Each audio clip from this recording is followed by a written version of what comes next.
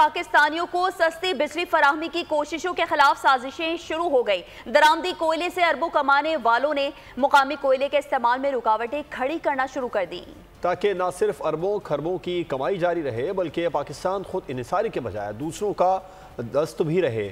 Report कर रहे हैं उमर हयात खान। डॉलरों की किल्लत का शिकार मुल्क कोयले के दरामद पर अरबों रुपए लुटा रहा है। मकामी कोयले की मौजूदगी में दरामदी कोयले पर इन्हिसार मुल्क की मईशत को मुसलसल तबाही की तरफ धकेल रहा है। अब जब हुकूमत पाकिस्तान और कुछ IPPs ने बिजली सस्ती करके आम आदमी को कुछ रिलीफ और कारोबार को सहल बनाने के लिए कुछ इकदाम लेना शुरू किए हैं। IPPs और वसारत तवानाई के तसलसल से मुज़ाकरात शुरू हुए तो कोयला दरामद करके अरबों रुपए कमाने वालों को परेशानी लाहक हो गई और अब उन्होंने बिजली सस्ती करने की कोशिशों में रुकावटें डालना शुरू कर दी हैं और मकामी कोयले के इस्तेमाल पर आलमी अदालतों में मुकदमात करने की धमकियां देना शुरू कर दी हैं। एक तहकीक के मुताबिक पाकिस्तान में 500 साल के कोयले के ज़खायर मौजूद हैं। पाकिस्तान के पास दुनिया का 20वां कोयले का ज़खीरा मौजूद है और एक मुहतात अंदाजे के मुताबिक 3 अरब 37 करोड़ 74 लाख टन से ज्यादा कोयला पाकिस्तान में मौजूद है।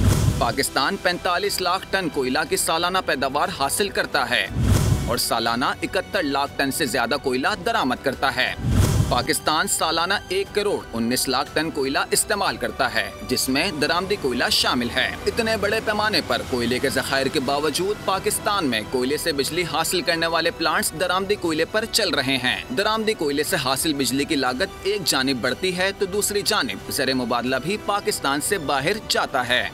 दरामदी कोयले से चलने वाले पावर प्लांट्स को मकामी कोयले पर मुंतकिल करके पाकिस्तान के अवाम को सस्ती बिजली मुहैया की जा सकती है और मुल्क का कीमती ज़र मुबादला भी बचाया जा सकता है। प्रोडक्शन टीम के साथ उमर हयात खान, बोल न्यूज़, इस्लामाबाद। सब्सक्राइब करें और बेल दबाएं ताकि कोई खबर रह न जाए।